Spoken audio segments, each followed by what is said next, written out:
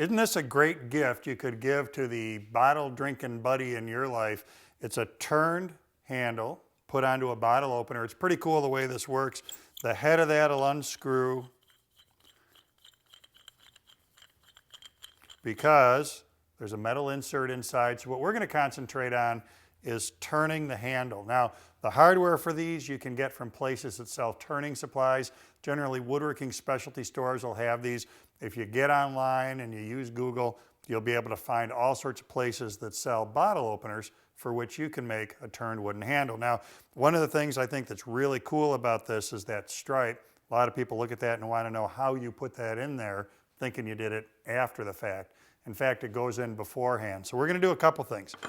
In order to make a blank large enough, first step, we're just going to glue up some walnut here. Now, because when you're handling bottles, they might be a little bit wet, your hands might get wet, I'm going to go with a waterproof glue for this application. So this is a glue that, you know, we could really rely on no matter how wet this handle gets, the glue is going to stick together.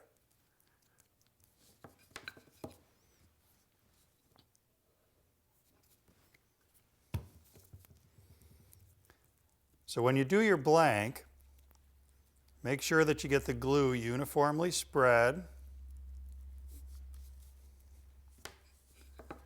And the pieces have gone through a planer, so I know they're nice and flat, and I'm going to get good glue joints in each of the layers. Flush up my ends.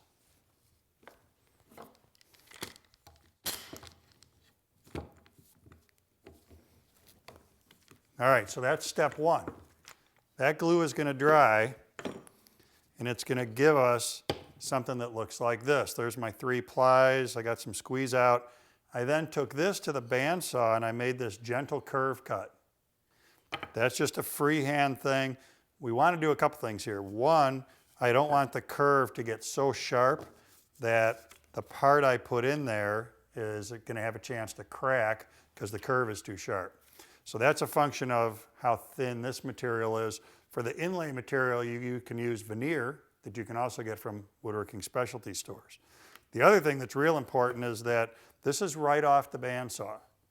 Don't do any sanding on these pieces, because if you do, you might sand this one more than this one, and then they're not going to come back together.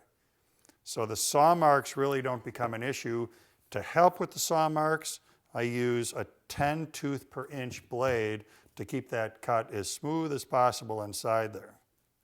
Now, same deal, I'm going to stick with that waterproof glue to make sure that our blank, even if it's exposed to moisture dripping off of the soda bottle, that it's going to hold up.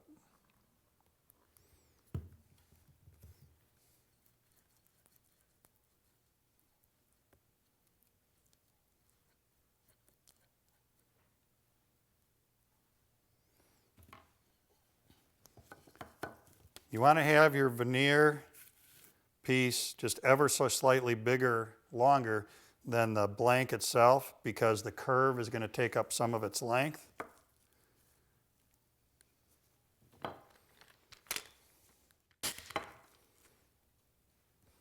Make sure your ends are flush. That's going to force the curve to align with itself.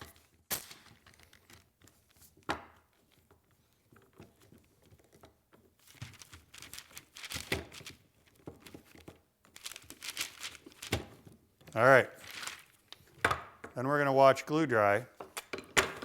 Thankfully, this one's already done. So glue is dry on this one. What I'm going to do is get this all cleaned up, get this little bit of excess off here, square off the ends, and we'll be ready for the turning step. Now, what's going to be real cool with this is when the turning is complete, we're actually going to use a glue to help provide a nice durable surface on here. Same reason as using the waterproof glue, to make sure that even when your hands are a little bit wet, that finish is going to hold up. So next stop for us is going to be the lathe, where we'll be able to do some turning.